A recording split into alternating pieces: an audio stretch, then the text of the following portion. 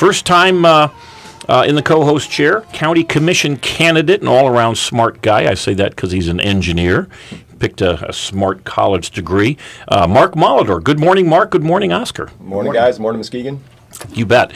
Well, it is. Morning, hot rodders. It's a gorgeous day, and we are very lucky that we start early here on a Sunday and end early because we do have the power tour. The hot rodders are in town. My understanding is that the events essentially start around 11, no earlier than 11, so you can listen to the show, have a big dinner, have a big breakfast, and then scoot off out downtown and enjoy the power tour. I'm going to go all week, or is that just the weekend? That's just today. Just today. Okay. Yeah. They got good weather for today. Oh my golly, you bet. I'm going to go to Cutie's restaurant after we get out of here and go watch them go by because they should be going right by here. Oh, wonderful. Okay, yeah, good. Well, they'll be going right by here on the beautiful Clear Channel Studios in Norton Shores, right off. They're getting off the US 31. Yeah, the airline exit and coming down there and then jumping onto the US 31. Oh, wonderful! I didn't know that. They probably do the ovals too, don't they? Usually, yeah, down to the beach. So yeah, I don't know if they're going to go to the beach or not, but they'll be going right down past here, right down to downtown. Oh, good. All right, so they're coming in from Detroit, and they will be downtown, so prepare to enjoy that. And also, because our show is early and begins early and ends early, we've got a great guest today coming in a little bit after the 9 o'clock news, and that is the current mayor of the great city of Muskegon, Steve Warmington, will be our guest here in studio. And lots of things going on in Muskegon, lots of things to talk about with Steve. So I'm looking forward to it. As we say, we continue our stranglehold on that number one rating here, and we do want to put you on the radio. We are a call-in show, and I have been criticized for not promoting the call-in aspect of this, so guys, help me out because I'm an old person and I forget a lot of things. But the phone number is 231-830-3109. Give us a call. We'd love to hear from you. And if you got a question that you want to ask Mayor Warmington, this is the opportunity to do it. But you got to get in line. So make sure that you have that opportunity, and we will give that number again, 830-3109 as we go on. One of the quotes that I like to mention that really drives this show, and this is a quote from Patrick Henry: "The liberties of a people never were nor ever will be secure when the transactions of their rulers may be concealed from them." Essentially, you're in trouble if you don't know what government's doing, and that's really what this show is all about. And I think that's really one of the things that's driven you, Mark Molitor, to run for for a county commission seat, because you haven't really been involved in the politics up to this point, have you? No, I mean, I started looking into, I guess, the county level government about a year ago, and just the more I saw and the more I dug into it, the more nervous I became about what's going on in our county board. Like I said, I looked at Ottawa County and all their success, and I started looking at what Ottawa County does and what we don't do. And they've got a complete strategy that they started 10 years ago. They review it annually. They update it. The strategy, it boils right down into real clear goals for each department, and with people responsible for it. And this is written, as you said. This is written. It's on their website. It's actually, they've got it laid out so nice that it's even for a layman, it explains what every part of the strategy, what it's supposed to do. So they set specific goals. They set specific goals. They obviously measure them. Did they have policies in place? You say to measure them, but do they have policies in place after a spending event has happened? In other words, I'm going to go to the grocery store. I want to spend some money on food. You don't need a policy to find out that you succeeded, but you know that you ate for that week. That I don't know yet. Okay, because I think that's really important. What's something that they really do nice as well is they, we have our CAFR, which is 250 pages, and like everybody's CAFR is it's the comprehensive annual financial report. Every county basically, every county does have to publish one at their close of the fiscal year, or actually within 6 months after, which seems like a very long time. But they're all formatted very similar, but they are obviously 250 pages is quite a lot of numbers. So what Ottawa County has actually done is they actually published like about a 10-page summary of it, of kind of here's the important things that you would take out of this, so we're not hiding things. And it's actually something that I would assume that their board actually looks at as well. So you don't have to look at 250 pages. Well, you probably would want to, just to make sure that the devil's in the details. But it's a good thing for transparency. And really, that was one of their goals, is how do they make things more transparent to all the community. And they because they know that a 250 page document, that there's not a resident that is going to look at that doesn't have to. But it's also important, though, and what I found here in Muskegon is that quite a few.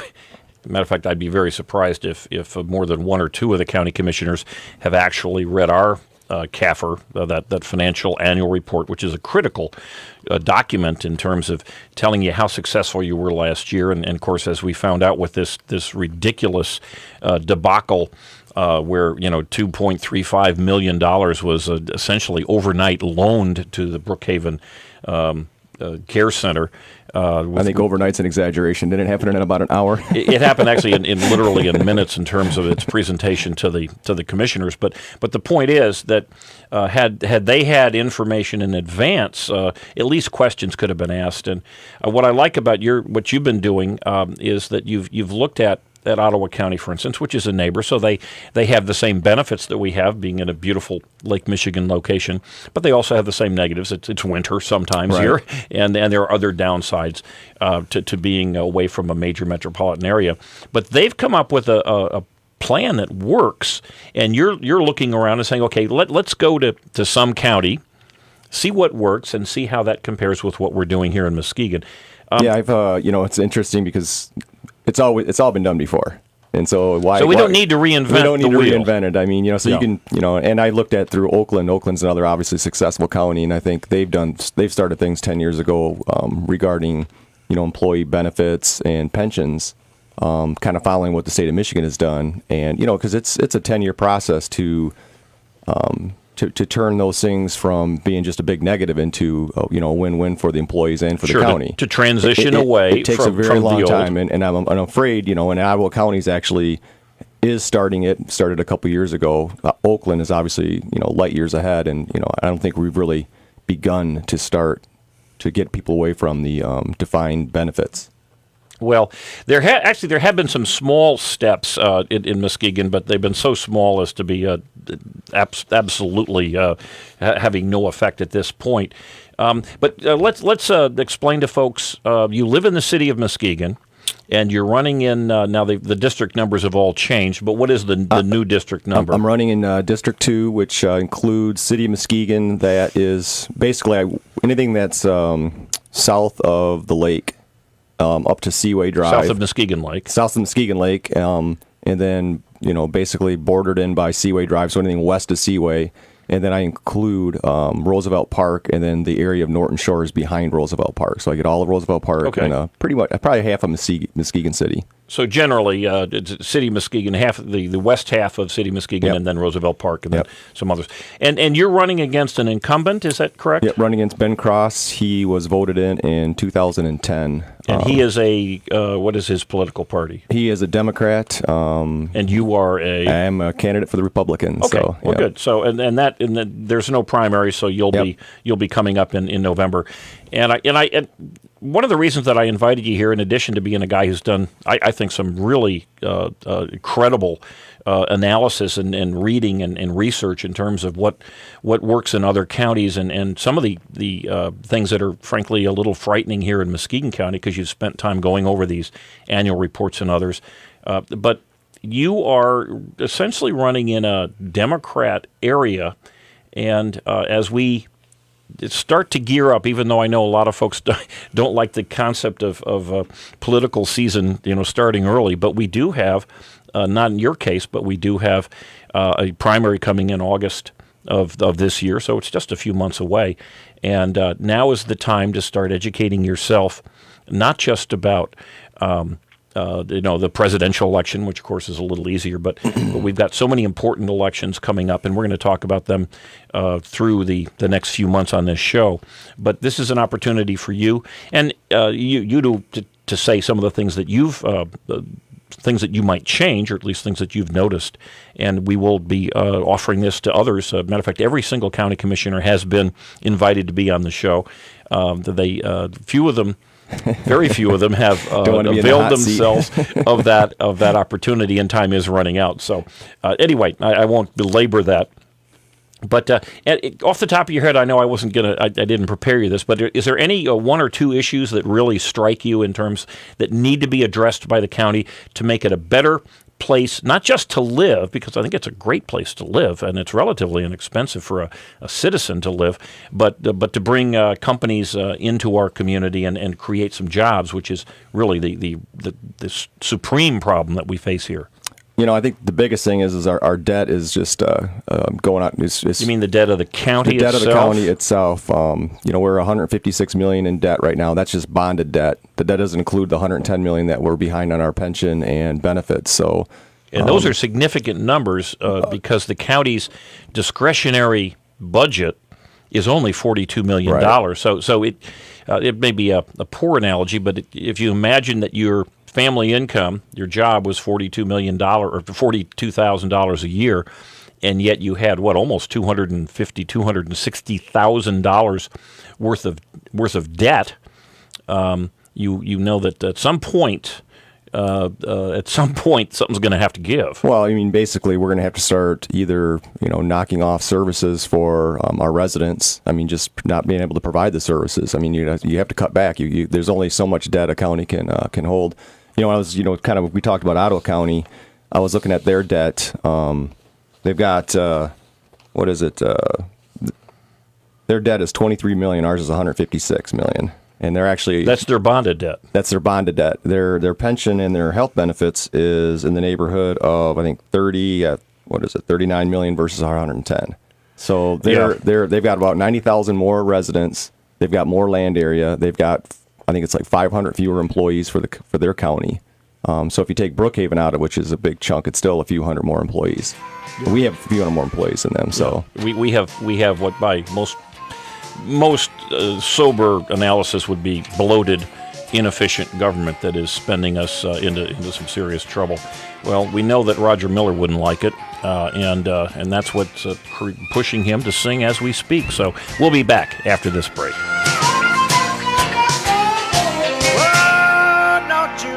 Sometime.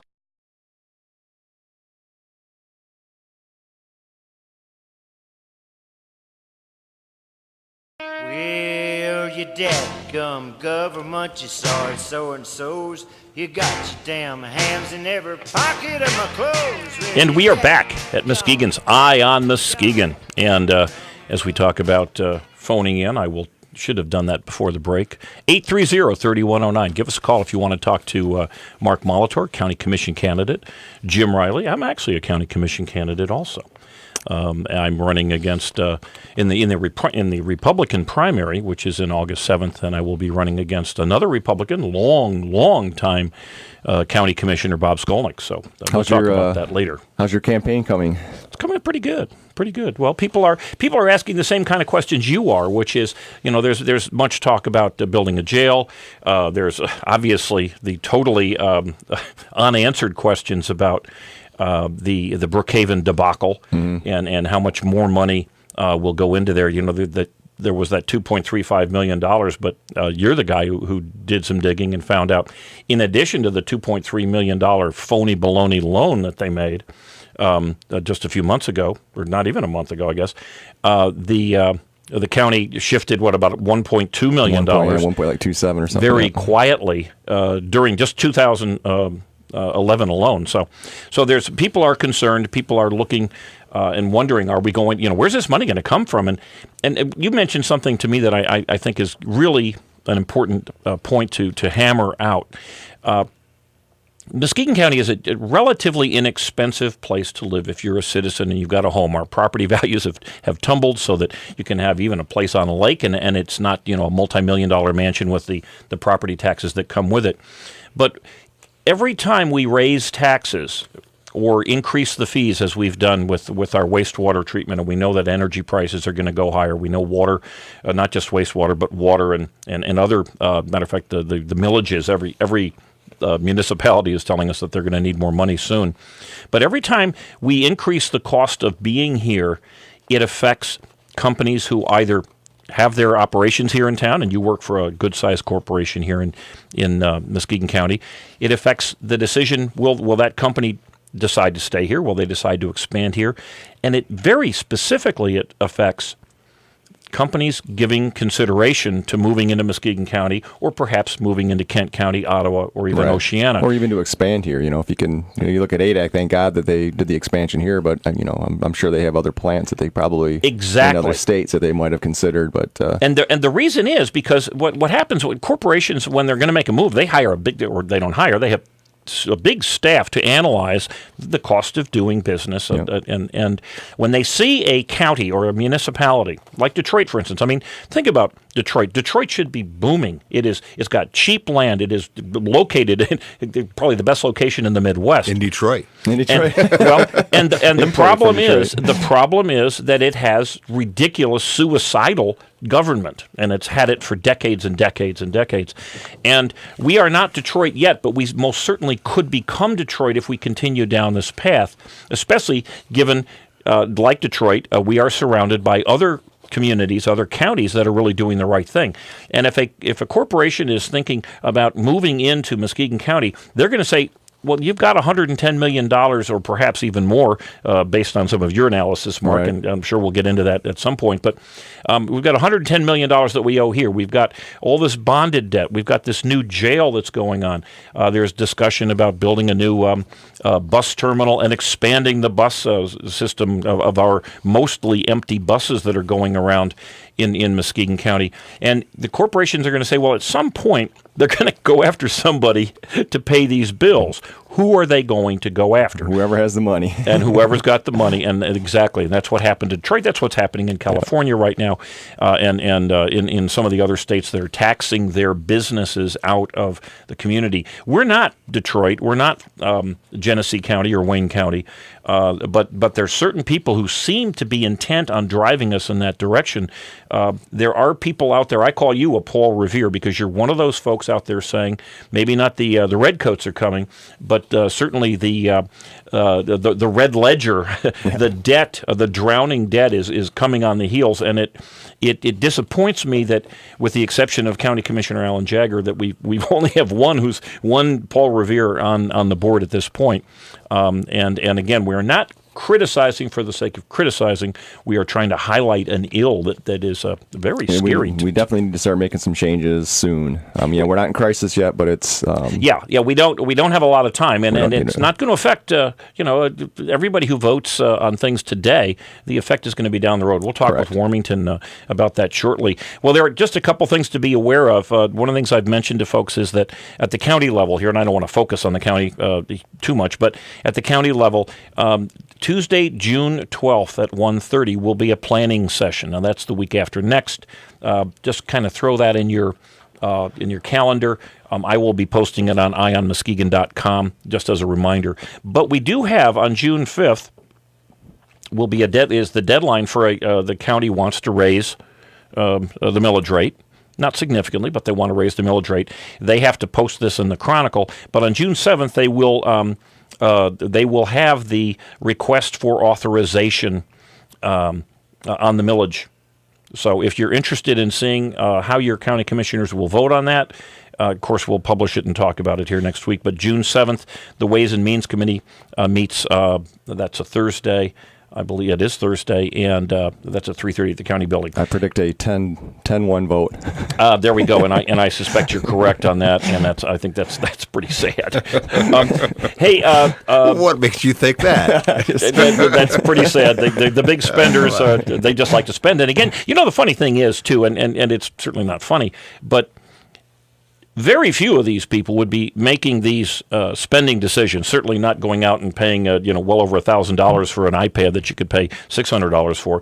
They would not make these decisions with their own money. They're making it with somebody else's money, which makes it a lot easier for them to do. Yeah. But at some point, if you've got a child graduating from high school or graduating from college, and you're hoping that they'd be able to find a job nearby, a reason why the jobs are in Ottawa County, their unemployment rate is in the low 6%. Ours is Ours is in the low 8, and the only reason it's in the low 8% is because so many people have left. There are reasons. There are results that happen when people make bad decisions. Yeah. In particular, when they're making those decisions to enrich themselves. Talking about Detroit too, as far as the way what's going. I mean, even every place around, even a great place like Warren. Warren used to be a great place to be in the Detroit I was actually area. born. Yeah, that was a great. My sister lived in Warren. She just moved, sold her house and moved to Florida.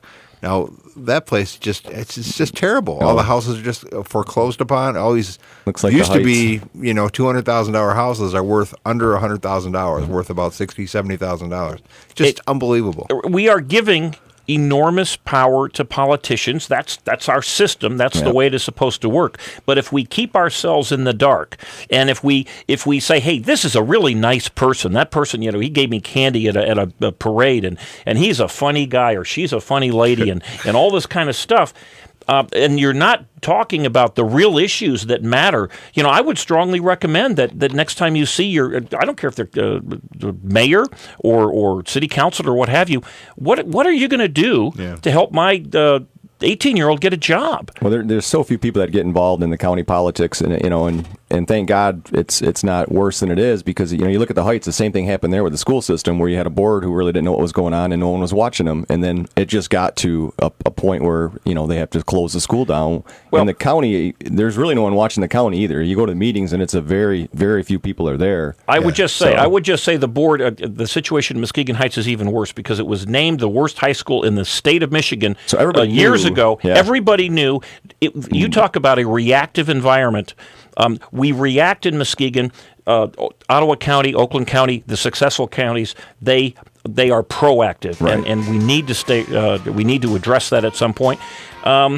Roger Miller, I know, certainly would agree with me, which may be the only person in the room here right now. So I'm happy to have him on. We've got a break coming up, folks. 830-3109. Give us a call if you want to talk to Mayor Steve Warmington. He will be here after the break. Talk to you soon.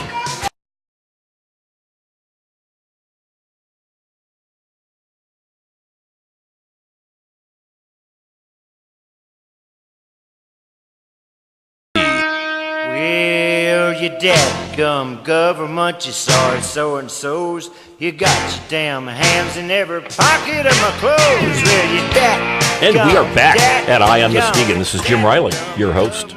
Oscar Osbo, the legendary, just the legendary, that's all we need here. Mark Molitor, smart guy and county commission candidate. And we have the longtime, revered, I would say arguably the most successful and best mayor that certainly Muskegon, the city of Muskegon has. In the last 10 and a half years. Without any question, in the last 10 and a half years, and maybe in history. But we have Mayor Steve Warmington, and good morning, Steve. Thanks for Jim. coming on in. Mark. Good morning. Hey, a couple things. Also makes the best Bloody Mary in town. And he makes great Bloody Marys, that's right, and I imagine he will be perfecting that talent as time goes on, as retirement comes up. But I want to mention one little, a Facebook friend of mine sent what I think is very perfect for this get-together this morning. And it's a quote, another quote. I love those famous quotes. But it says, quote, "Nothing strengthens authority so much as silence." And interestingly, that is Leonardo da Vinci. And thank you, Paula, for sending me that this morning. We want to not have the silence, as the mayor is mocking my my attempts here. We want to reduce the authority by speaking out, and that's why we've got you here this morning. I'm glad to be here. Let me unzip my lips. There we go. There we go. Really, I am glad to be here, and congratulations on your show, by the way, and the success of your show. Well, thank you. We things are coming up. We've got a lot. Actually, the Arbitron ratings are looking good for us, and I think it's important that folks like you and folks like Mark get an opportunity, and other politicians in particular have an opportunity to get out and get the word out. It is important.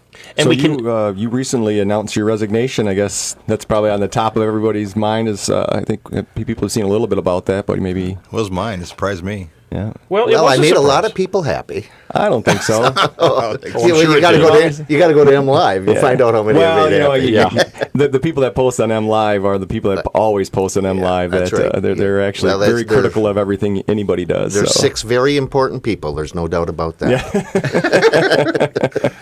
Well, yeah, I did announce, and I know it came as a surprise to a lot of people, but it's something that I've been talking about for probably 8 or 9 years.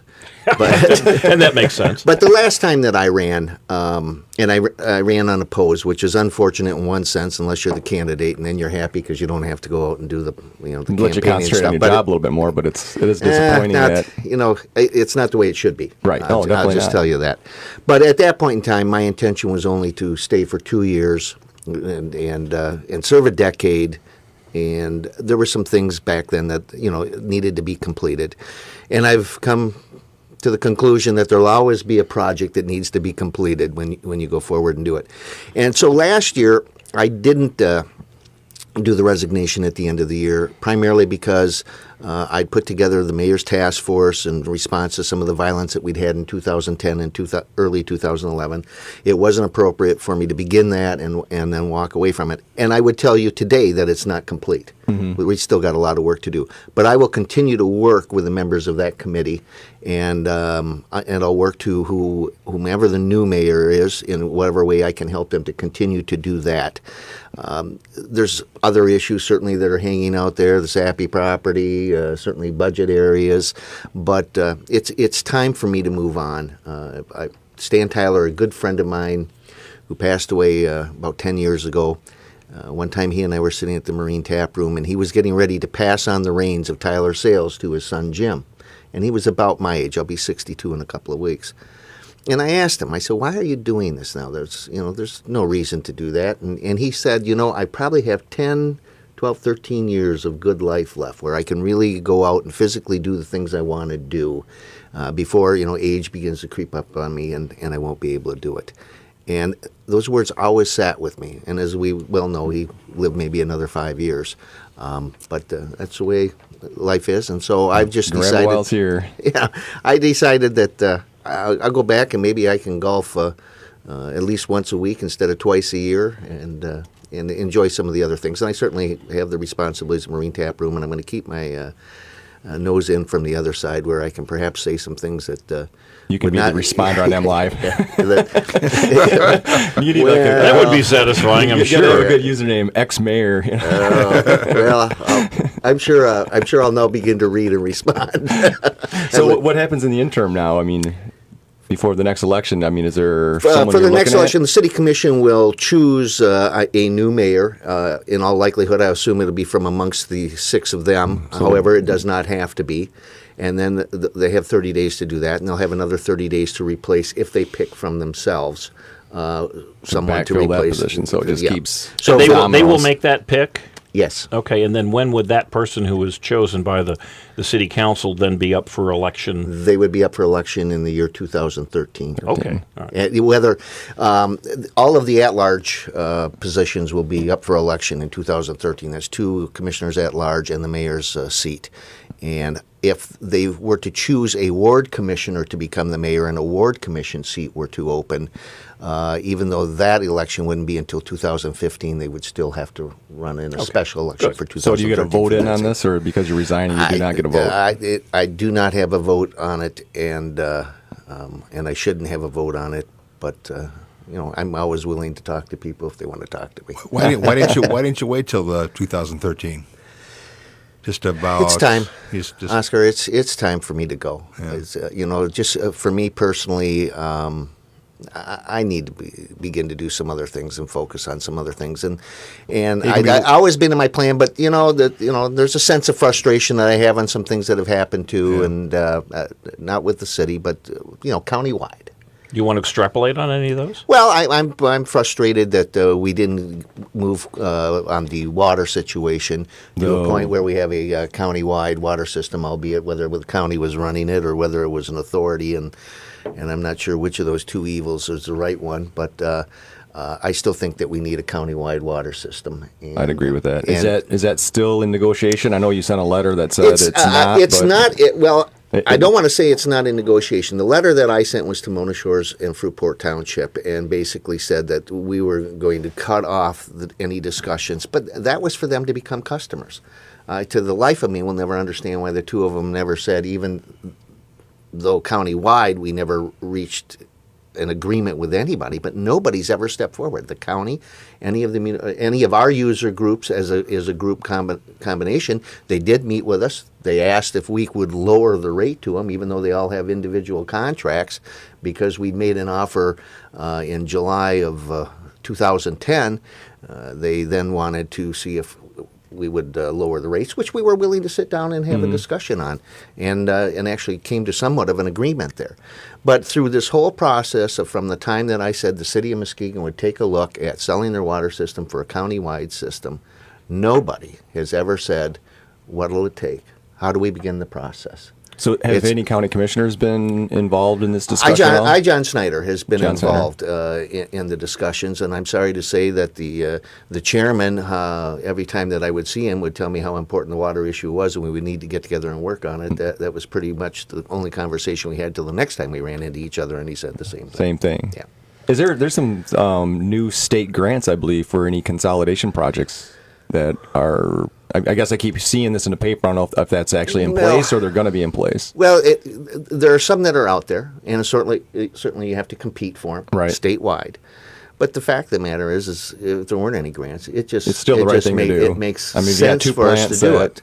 Excess capacity. So, and if you've got at least one, and it's the largest capacity plant that's saying, "Hey, we're willing," there's no reason the city of Muskegon has to say that they're going to sell this unit. Right. We're just saying, "Hey, we're looking to try to get it so we're doing the best for the residents of this community." It would actually seems like it makes a lot of sense if the county would run it. Just. Well, let me ask you this, just changing subjects a little bit here, but an issue, as you are well aware to me, and I'm certain to many of the county commission candidates, is fiscal sustainability. And it's all well and good for any municipality or corporation for that matter, but it's all well and good for them to talk about, we want to do this, we want to do that. And I'm not talking about the water situation here because it sounds like it would be a cost saver. But we have a situation here at the county level, and I don't know about where it is on the city level, but where we have with benefits, health retirement benefits, defined benefit retirement plans as opposed to defined contribution. Where does Muskegon, the city of Muskegon, stand in terms of fiscal sustainability, in terms of the debt? Like, I don't know if you were listening coming in, but Mark had mentioned that we've got some really significant overhang at the county level. How does the city stand as you're leaving now on its ability to pay its bills and attract corporations in who are going to say, hey, this is a well-managed, fiscally sustainable city. It's not a Detroit. It's a Birmingham, if you will. I think we're in pretty good shape. Our debt is just strictly on some bonding, and we have Tim Paul, our finance director, is truly a genius in my mind. He's a very conservative guy who has led the city for 22, 25 years. I'm not sure. He retired, and then we brought him back through a temporary service just because of his historic knowledge and his capabilities on the financial side. And with him, and along with Brian Mazade, our city manager, we've got a tight ship that's there. We've gone through 8 years while I've been there of cutting budgets, of sitting in city commission meetings, looking at employees and their families that come forward, knowing that you're making a decision that's going to affect the rest of their lives because their position is no longer going to be available. I think I read that we have less employees than we did in 2000 or something. We have far more employees that we're paying benefits on that don't work for the city anymore than we have that work for City Hall. So we've done a good job of cutting down. And I would tell you that while you want to give credit perhaps sometimes to elected officials, it's definitely been Tim Paul and Brian Mazade that has led us that way. We've been a leader in this community for getting the defined benefit into a contribution system. Defined contribution, which is like a 401k. Keep in mind, it's all for new employees that are being hired. employees that were in the system when they came in, they're there. But we've led that way. Well, that's a good first step, and that's a step that the county has hardly made. So It's good for actually you. it's difficult Good for because you. those benefit plans are almost like a Ponzi scheme where you need the guys coming in to pay into them. So you almost have to work yourself into a hybrid system for a while to kind of wean. Well, and the debt is wean there the system no matter off. how you address it. Well, the it's going debt to keep is the there. problem. It keeps building if You bet. that's the problem. Yeah, it's Well, pay now or let, pay let me later. ask you another just question in terms of we're trying to get citizens involved, whether they run for office or support somebody running for office, or they just simply want to know what's going on. The county clerk's office, Nancy Waters, is great folks over there. Just were able to update so that you can online find the minutes of every single county full board meeting going back to 1999, I believe it is. And just great credit to them. That could not have been easy. And thank you so much, Nancy Waters and Kim Grimm and We have a very good Jeannie. website, actually. Yeah, the county does a good job there for folks who want to do some research. How about the city of Muskegon? If people want to find out some real hardcore numbers, things of that sort, how's that work? It's available on the website. It is. And I would tell you that we are the only local government that televises our city commission meetings. That's huge. I think that is just great. Is that televised live or It's how does that work? televised live, and then Channel 98 repeats it. I don't know how many times through the course of the week, but probably 4 or 5 times. Okay. 150, I think it is. As needed for filling. Well, no, but it'd have to be 150 times because, I'd say for about the last year and a half, up until the last 4 months or so, our meetings were probably 20, 25 minutes. Now we're back into a good hour and 15 There's a few hot minutes. topics out there, it seems, with the. Well, we have a Sappy. rambunctious group of people that want to attend the meetings, and we're glad to have them there. There's a few of them that I get a little annoyed with because they want to talk down to the elected officials and just. Oh, Jim's there? Jim is not there. But when you sit, let me say that when you're an elected official and you sit in the seat, you love it when the public comes to give comment because it doesn't happen very often, Right. and you love it when they're passionate about the issue that they want to talk about. But what I'll speak for me personally, and I think I can sense from the rest of the commissioners out there, we want you to talk with your passion about the issue. Mm-hmm. We don't want you to talk down to us in such a way that it's belittling. Right. And we've got a few people that do that because here's what happens. I'm not going to pay attention to your message. Right. That's right. Tune right out. You're almost going to make me want to go the opposite way just because, not because of your message, but because of the way you're presenting the message. Do you limit their time like the county does? Yeah, we've got if you're speaking for a group, it's 10 minutes. If you're speaking as an individual, it's 3 minutes. If you're on point and you're keeping it there, I let 'em don't go gavel forever, you at but 3 right. minutes. But if you're beginning to repeat the same Yakety yak yak. and just want to be on TV or whatever, Yeah. then I don't gavel them, but I Yeah. just let them know that their time is up. Well, one thing I would give you kudos for, and I think this is, in many ways, you could very well be and ought to be the model for how many of the municipalities run their meetings and run their communication. I've seen you at a couple of occasions at these community meetings talking about the community policing. And you were there with the police folks. And what I liked was that you took a very looking forward, proactive view.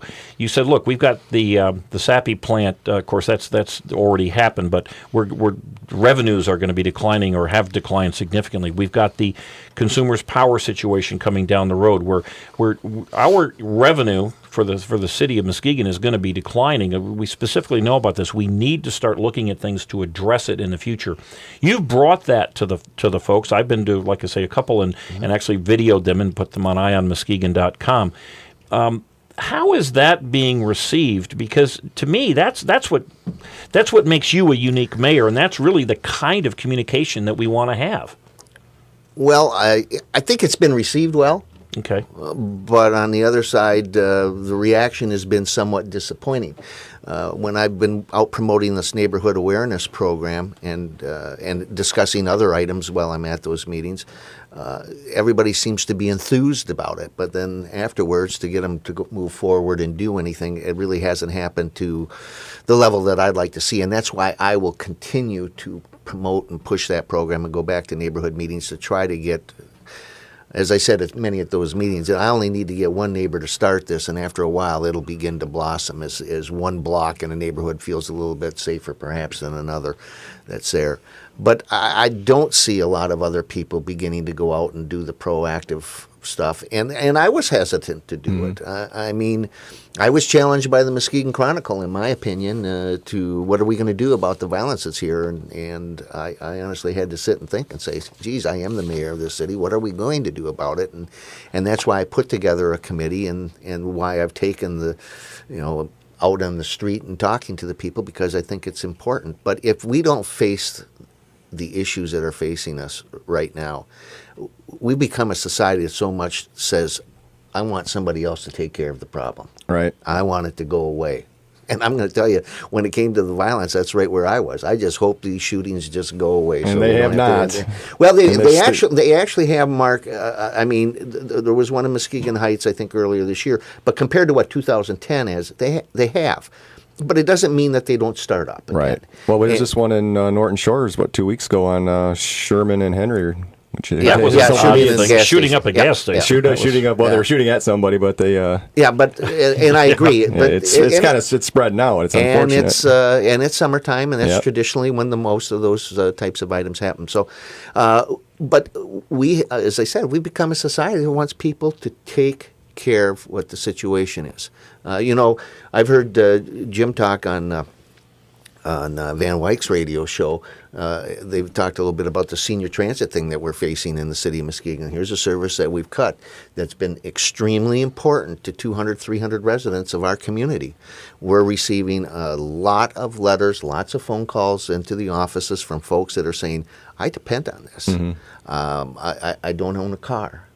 I don't have enough money to afford to take a cab. The Go Bus system from the county doesn't help me because of some of my medical conditions. I got to call too far ahead to take care of it. So you sit and you go, here you've got 200 or 300, but you need to make decisions based on 38,000 people, right. And not 200 or 300. So I feel for these people. So now my thought process is, okay, here's what we need to do. If there's a need for this system, let's take it to the people. So I'm going to begin to, this week, after having some discussions with some of the letter writers, I'm going to approach the city manager, which will probably approach the city attorney, and see what we need to do to get on the ballot if it costs us, say, $70,000 is what they've told us as a cost. So let's say we'll bump it up to $100,000, and I'm not sure how this all works out, but let's say raise $100,000 as a tenth of a mill.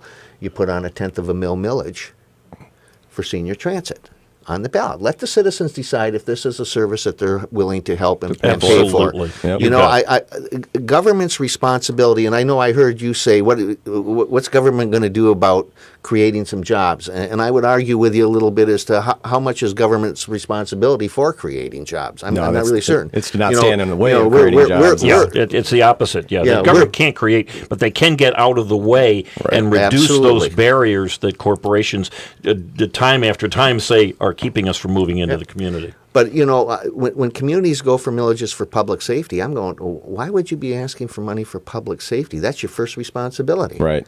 You need to cut somewhere else and then go back and say, okay, I'll take Parks and Rec. Do you want the Parks and Rec programs to continue? Do you want us to maintain the Parks and Recs with watering the grass and fertilizing the grass and doing those things? I mean, those are decisions we've made at the city of Muskegon. We don't water the grass at the parks anymore. We don't fertilize to make it grow. We still continue to cut. Right. But those are common sense decisions that frankly, are a little bit unique to Muskegon in a lot of ways. Because you're thinking the way a normal person would at home. Right. At home, when you've got a big credit card bill, you don't say, "Hey, we're going to cut the electric off and we're going to cut off the gas." Right. You look at the other things first, and to me that's what really matters. So, but as long as we continue to be a society that's going to expect the state government to give us money or the federal government to give us money, of which neither one of them have, Right. we're still going to trip over ourselves as we continue to try to get back to where it is. You know, government for so many years, while things were good, or they thought were good, continued to add programs for people, provide services, maybe buy more property to create parks, not thinking about maintenance. You know, they build new streets, they put in new sewer, put in new water, not thinking 40 years from now I'm going to have to replace that, and having a fund set aside from that. And now all of the That's an communities, interesting point. all of the communities now are getting caught up on doing all of the maintenance for those projects without having the funding that's there available. So you need to take it from one area to another, or you need to get some bonding or grants, but it's still tax money coming from somewhere, or tax loans coming from somewhere. You know, you have, Mayor, you have a tremendous insight, and as I've spoken with you over the years, but in particular right here today, you're saying some things that are really important. It never occurred to me that if you're going to build or put a sewer in, that at some point down the road, somebody's going to have to maintain it, repair it, replace it. You have a unique position in our community, and I know that you're looking for some free time, but you do have, and will retain the bully pulpit, the credibility that very few people have. I would really encourage you and hope that you will be a louder than normal voice in terms of great ideas and great suggestions, maybe not, causing a ruckus, of course, which is not your manner, but please don't just slink away.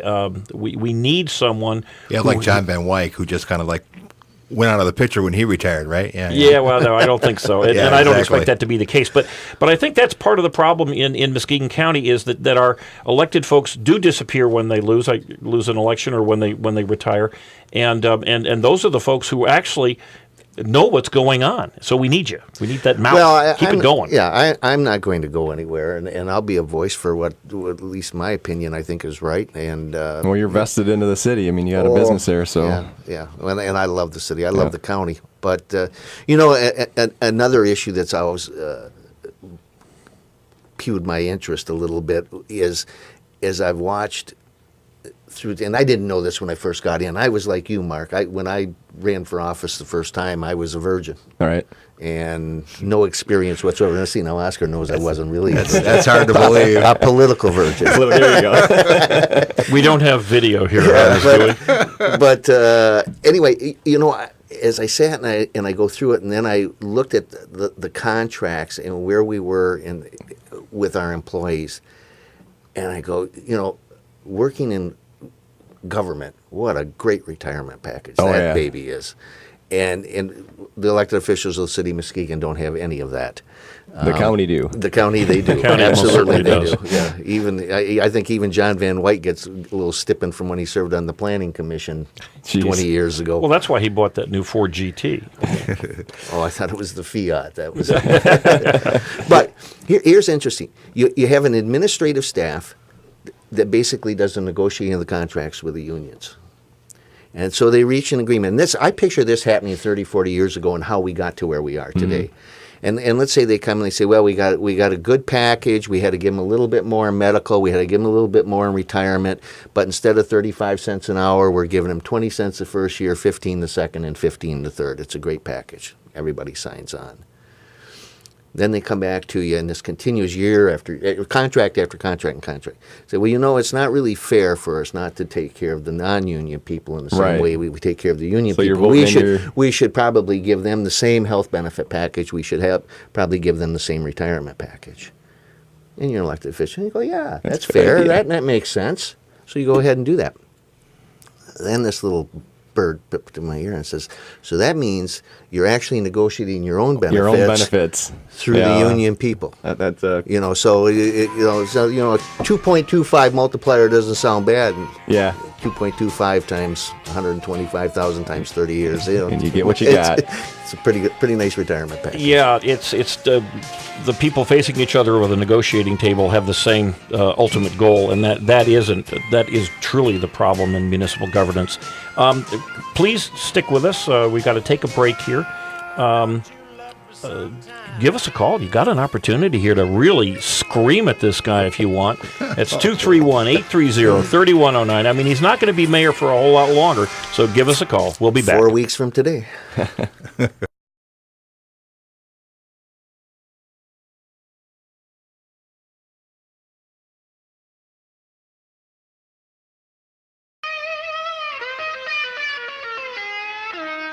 Well, you dadgum government, you sorry so-and-sos. You got your damn hands in every pocket of my clothes. Well, you dadgum. And we are back at Muskegon's Eye on Muskegon in our luxurious plush studios here. A lot of breath, are you? There's no reason to mock the host, or perhaps there is. It's so much fun, though. Come on. Gotta go. And we just for those of you who are interested in watching the show on Monday nights from 8 to 9:30, check the 9:30 time frame.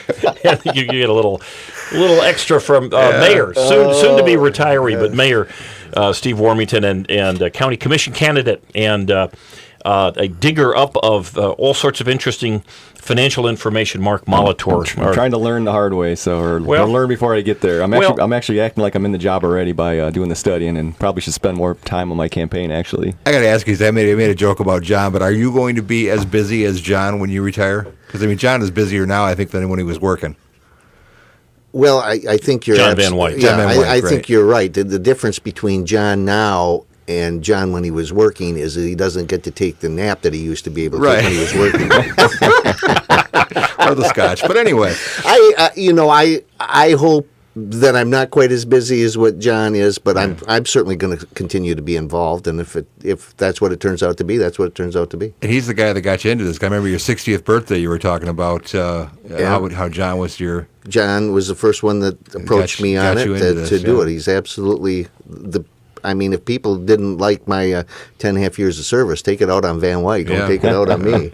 Here's a question. After 10 years, I mean, what's the one thing that you would have loved to accomplish that you didn't? Wow. That's a good one. Wow. You know, there's a handful of things I'd like to have seen downtown completely, finished, and yet I'll comment on that and say, I'm almost glad that it isn't, because there's some different ideas that are coming forward, and we should talk about that too. Yeah, we should. I'm going to be a long way on answering this, but I think with the downtown and the new modular building that's just being discussed now. I said at a meeting amongst some of those folks there, as I said, we need to go get the young people and get them to come in and begin to take a look at these projects. We're all a group of 50, 60, 70-year-olds sitting around saying, well, I wish it was like the old downtown back in the 1950s. Well, that old downtown in the 1950s would still be here if we did supported it and not gone to the malls and those type of things. The box stores. But because we visually look at it and say, you know what, that doesn't do much for me. That looks whatever you want to say. And yet if our younger generation said, that's hot, that's what we'd like to see, those are the people that we need to stay in our community, to continue to grow our community and become active in our community. And so there's a change there on the downtown. I would like to have seen a lot more cooperation between governments, and yet we've made some great strides. I don't want to take away the progress that has been made.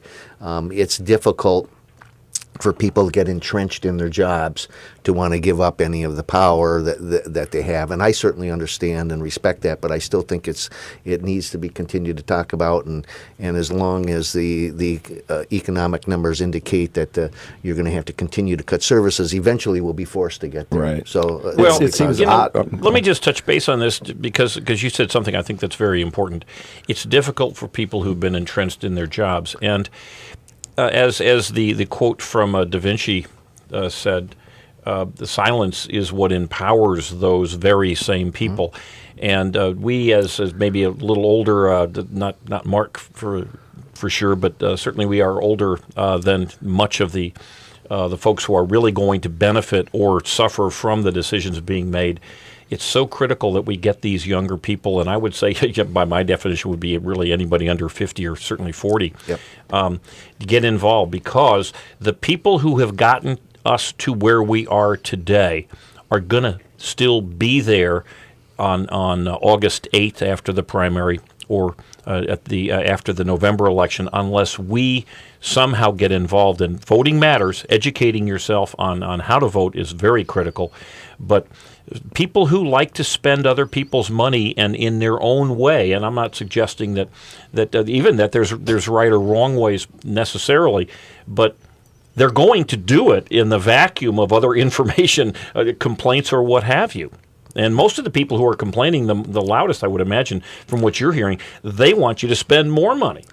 Well, in a lot of ways. But, to your point, if the citizenry residents don't get involved in the process beginning today and throughout, when they begin to complain about decisions to be made, it's too late. It's too late, right? The decision has been made. Speaking of that, let's talk about Sappy. Let's talk about Sappy. All right. Well, yeah, that's legitimate. What's going on? I mean, the 2.5. The building sat empty for 2.5 years, and I guess Melching bought it, and $2.5 million, which probably is not a bargain because of all the work he's going to have to put into it. But now there's a whole group that are trying to stop his progress. Yeah, there's 2 or 3 different groups that are out there have taken an interest in that piece of property, and at a city commission meeting probably here, I don't know, in the last 6 weeks or 8 weeks, as they move forward to try to get us to rezone the property.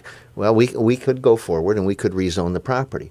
But Melching, as the owner of the property, would be grandfather claused in on the zoning that he has now. So we need to work with Mr. Melching.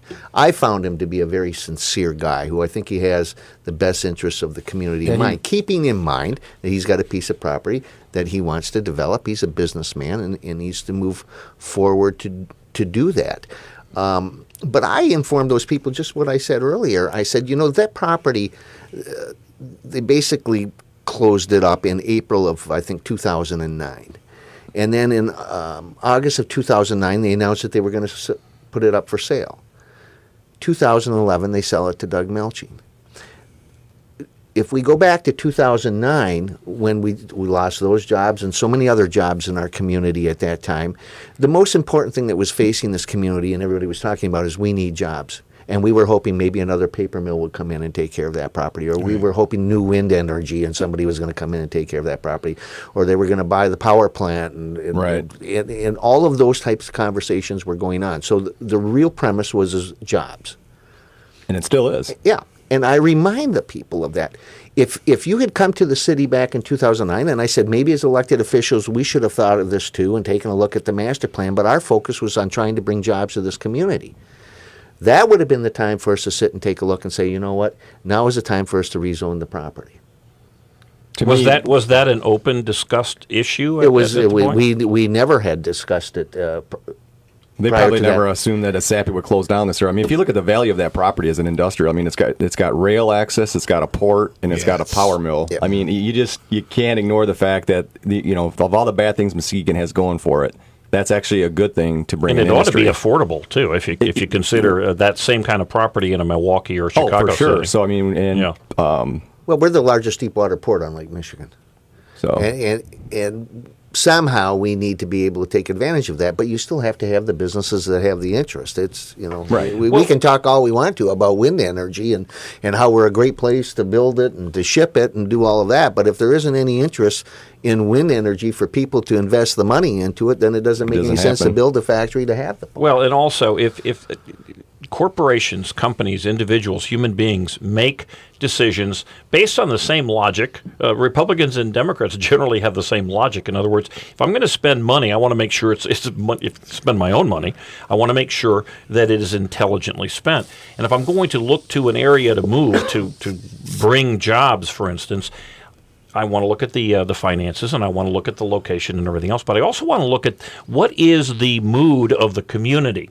And you folks, as elected officials sitting at a city council meeting, if the only people who are showing up at these meetings are anti-development, in other words, if all they want to do is make it a little park, which is generally what they want, but if that's the only input you're getting, then it's hard for the rest of us to argue with you caving into them, right? Well, the other side of that, too, is that being in Muskegon here for the last 30 years, the one thing I've noticed is the hardest thing for any business to do when they come to Muskegon is to get things resolved, to get things going, because, I mean, look how many things have taken forever to get moving. And why would a business want to come here if it's going to take forever to get their business going and get things? They got to fight with everybody. They got to fight with this. They got to fight with that. They got, it's a constant fight to get your business in.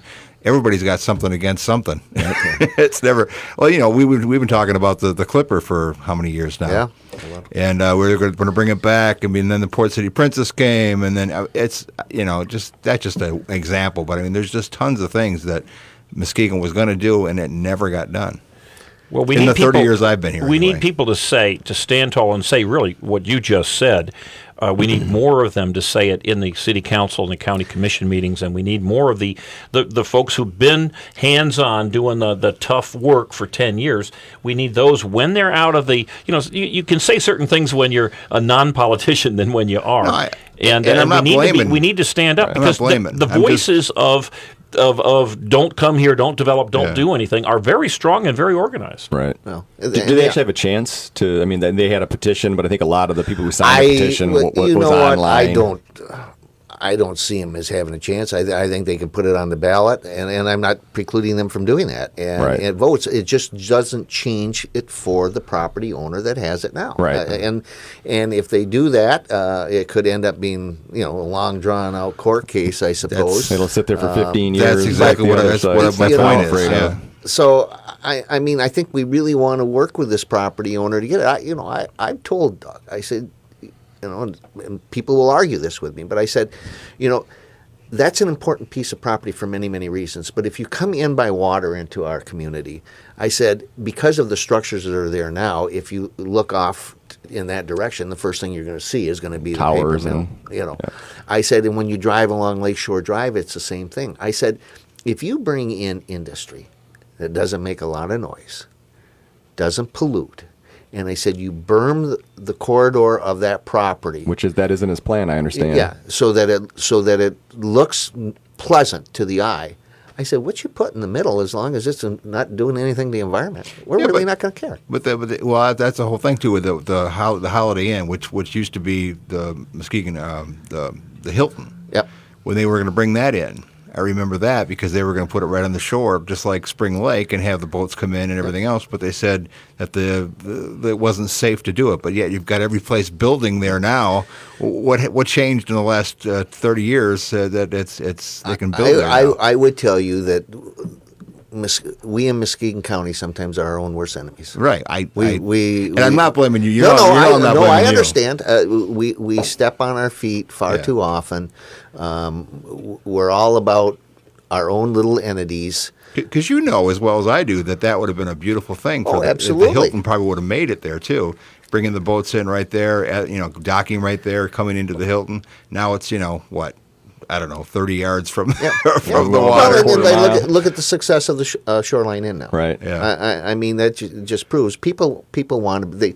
They're attracted to water. They want to be to water, even if they can't put their feet into the water. They want to have the view of the water. But I'm just saying that's the kind of decisions that Muskegon's been making for the last. Because coming from the Detroit area and then coming here, I thought, man, when I first came here, I thought, this place is a golden opportunity. This is a place that could be a gold mine for people. You bet. It is. But nobody seemed to see it. The politicians I talked to just kind of like, oh, yeah, right, okay.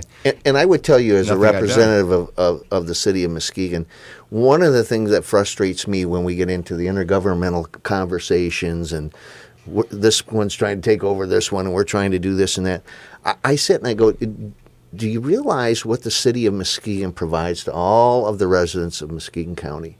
That, in my opinion, maybe they shouldn't have to take all of the responsibility and it should be shared as far as upkeep.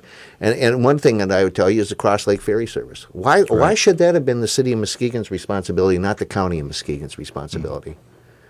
It shouldn't have been. But the city of Muskegon stepped up to make sure that it got done. L.C. Walker Arena. Now, when that place has people in it, what percentage do you think are residents of the city of Muskegon? I would say it's on the lower part of 50%. Right, I would say. And yet it's the residents of the city of Muskegon that continue to subsidize that building. Well, now, let's be fair now. There is a countywide millage. There's a countywide millage for the repair of it, but it's a significant upgrade. But yeah, it was also for the Frohenthal. Correct. But keep in mind, With a the little residents fluff of the added. city of Muskegon also pay into that millage, Absolutely. plus You bet. another $235,000 every year of continued support for the building that is really a county-wide building, is my point. And then you take a look at Pure Marquette Park. Imagine the outcry if the city of Muskegon was to say, now we're going to start to charge people for the use of that park. And yet we all take it for granted, nobody wants to think about what it costs the residents of the city of Muskegon to maintain that park. Why wouldn't we charge? I think that's kind of a good idea. I do too. I actually wrote you a letter about that after the shooting on Memorial Day last year. I mean, you're right, though. There's a cost. This concept that continues to be 'Cause there's pushed a- by government, that all sorts of stuff ought to be free, even if, on the other hand, we're going broke. I'm not saying we ought to do it, but it seems to me a community conversation about things of that sort would be very reasonable. Well, I would like to think maybe that we wouldn't never consider charging, but that maybe other government entities would continue to would consider making a contribution to the maintenance of it. I think the reason why you don't want to charge is because you want people from outside this community to come in and enjoy what we have here as a community, not only for the enjoyment part of it, but just like for this power tour, Muskegon Bike Time, Summer Celebration, the Irish Festival, the events that bring people from outside our community here. There's always the opportunity that somebody can see and grab a hold of what this community is and maybe move that manufacturing plant. Well, but if here. you think outside of the box, you could easily say, look, we're not going to have a charge on these weekends. My point is that there's businesses, you do it in your business all the time. Businesses don't say, we've made this decision, we're going to stick with it for the next 150 years. We look at times change, we look at things, we say, wait a minute, we're charging. I know even states now are having certain weekends or certain weeks where there are no taxes. I know they're doing this all around New York City, Right. whose taxes are quite high, and they have absolutely gangbuster sales. I'm not suggesting that we do anything in particular, but I am suggesting that our counties and our cities and townships all start thinking like businesses. It will not happen, though, as long as folks like you, Mayor Warrington, are sitting in a city council, and the only people who are showing up are people that don't want you to think like a business. They want you to think like a rich uncle, and that's the problem. That's funny you say think like a business. We just went through this thing with CJ's on the beach. And because I'm a liquor license holder, I stepped out of the conversation. It was sort of interesting for me to watch because on one side, I feel for the business person who's sitting there struggling, trying to make sure that their business is open.